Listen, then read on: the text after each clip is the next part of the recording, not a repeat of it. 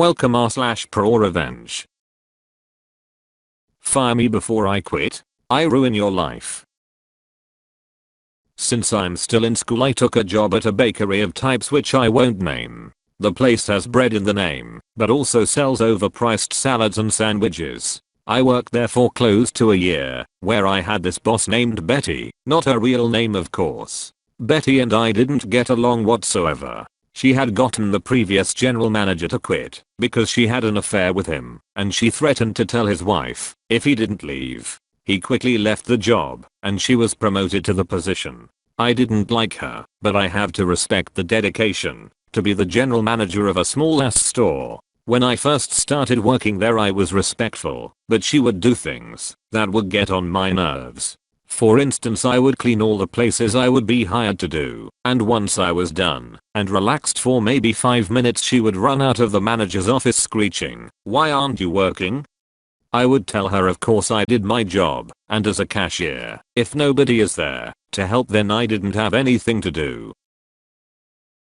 She would glare at me, then I would see her accidentally drop an entire pot of brewed coffee onto my freshly mopped floor for me to clean.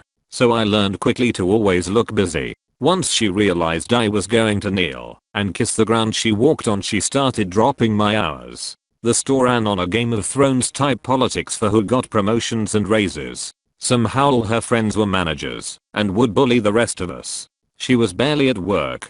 She would drive to my job clock just in case corporate decided to check her hours. So she was essentially stealing hours. When you clocked in it printed out a small piece of paper telling when you clocked in. She would just drop them on the floor for me to clean up. I would usually pick them up and stick them into a pocket. So this led to me finding Betty clock in and out stubs in my pocket at my house. This will be important for later.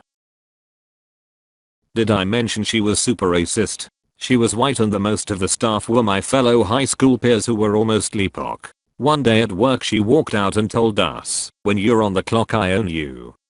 When we all reacted to look at her she backpedaled and was like, "I didn't mean it like that." This will be important for later. So after a while I got sick of practically begging for hours, so I went to my current job, but decided I merely wanted to drop my hours, which were already barely a day a week. But suddenly when I got my new job, she scheduled me every single day of an entire week.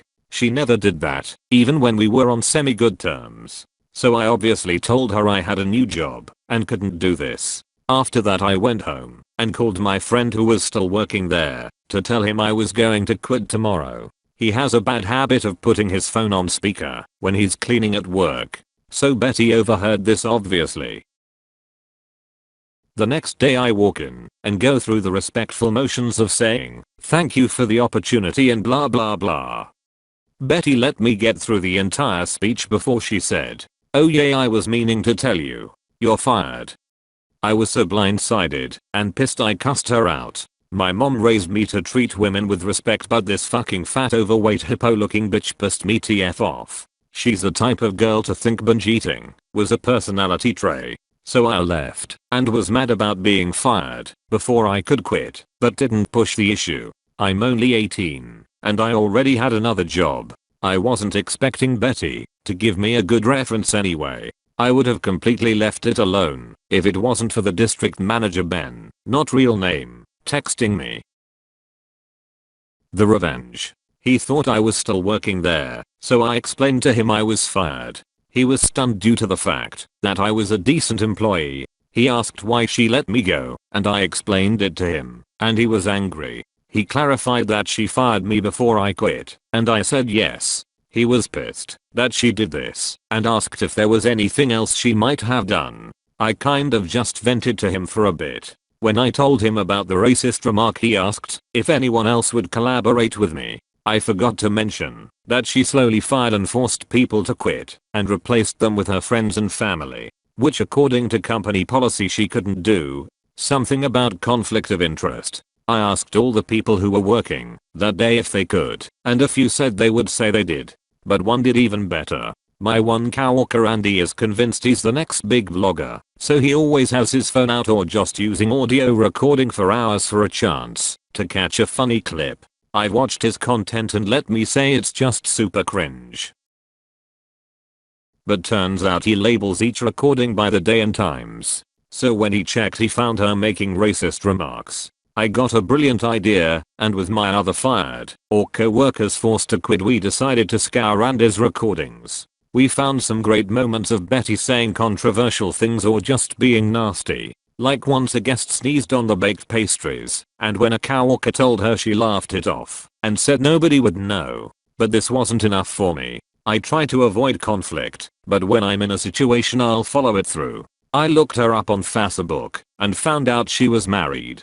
Nobody knew this, so when she had the affair with the other manager and basically blackmailed him, she was also married and cheating. I don't think anyone ever cared enough to find out, because she was a nasty old lady. So I found the old manager's Mark Facebook and found out he and his wife were separated. Turns out, even after he quit, Betty was still trying to blackmail money out of him. When he didn't, she told his wife anyway, causing his wife to divorce him and basically leave him to go back to live with his parents. I did some research, and in my state blackmail or extortion is a third-degree penalty, which has a maximum of 7 years in prison with a fine over 10k to the victim. So I told the old manager what my plan was for her. He agreed to call the cops on her, but I asked if he'd wait until I finished my part first. He said he'd give me a week. So I met with District Manager Ben and showed him all our evidence. The recordings and the written statements from my other ex-coworkers and people who were still working there. I also gave Ben the slips of paper when Betty clocked in and then left and returned 8 to 10 hours later to clock out.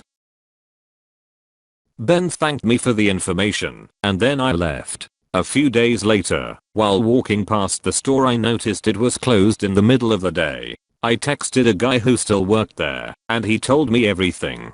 Turns out Ben first checked the security cameras to see if she was there for the full time she claimed to be. Big surprise, she wasn't.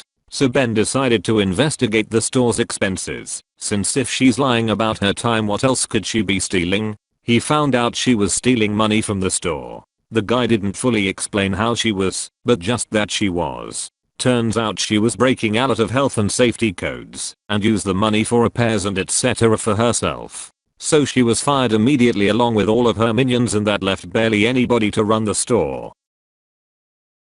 They shut down to clean up the store and fix things she didn't make. So she's out of a job, and Mark told her husband with photo proof, Granny Nudes IQ, that she cheated on him. But Mark phrased it so it seemed like she still was. So Betty's husband flips out and decides to divorce her, and Betty is the type to post everything on Facebook. So she's begging someone to let her stay, but all of her friends and family totally bailed on her. So she was living in her car looking for a job. That's when Mark decides to sue her for extortion. So she scrambles to find a lawyer, and to make it even worse, the company decided to sue her for all the money she stole, and plus all the repairs and lost revenue while the store is closed.